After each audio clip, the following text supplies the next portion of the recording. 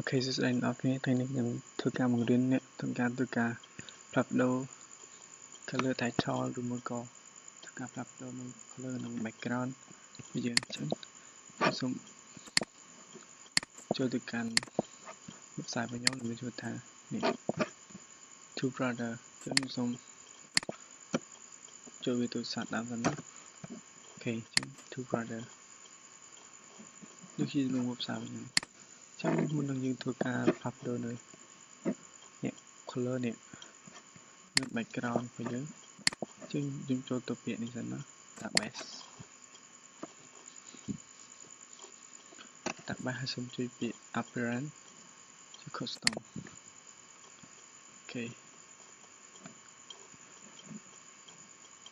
សូមចាំបន្តិច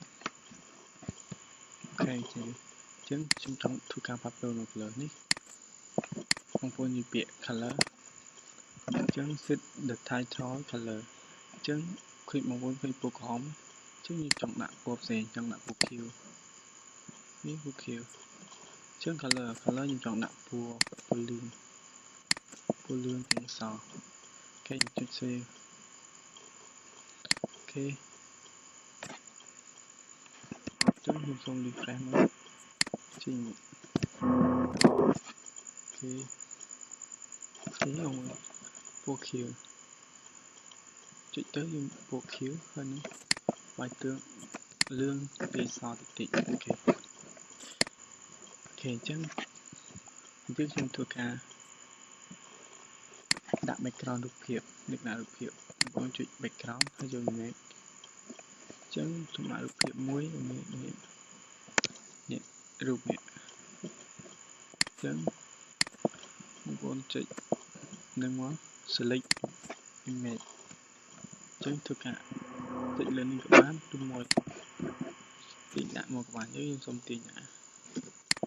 អូខេសូមចាំតិចនេះចេញឈូសូមចុច save អញ្ចឹងខ្ញុំ save មកសូម refresh មកអូខេនេះគឺជារូបភាពរបស់ខ្ញុំអូខេបងប្អូនឃើញរូបនឹងវារត់ទេអញ្ចឹងយើងនឹងបញ្យល់វាកន្លែងទៀតកន្លែង no title ហ្នឹង background អញ្ចឹងយើងឲ្យ background យើងលក្ខណៈមិនអញ្ចឹង no display អញ្ចឹងមានថា background យើងខ្ញុំអត់ចង់ឲ្យ background នឹងរត់ទេតបមកយើងចង់ឲ្យរូបភាពហ្នឹងទៅលក្ខណៈទៅខាងស្ដាំទៅ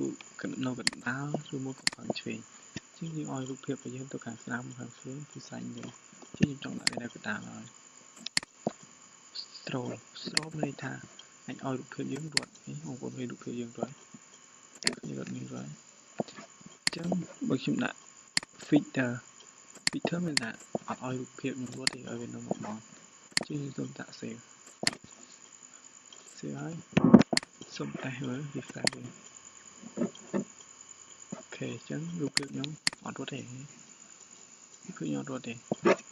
អញ្ចឹងបើសិនបើខ្ញុំចូល scroll ហើយខ្ញុំ save សូម refresh វាអញ្ចឹងរូបភាពខ្ញុំមិនរត់នេះអូខេអញ្ចឹងថ្ងៃនេះមានតែប៉ុណ្្នឹងថ្ងៃក្រោយខ្ញុំធ្វើការបង្រៀននៅមេរៀនបន្តទៀតបាទសូមអរគុណ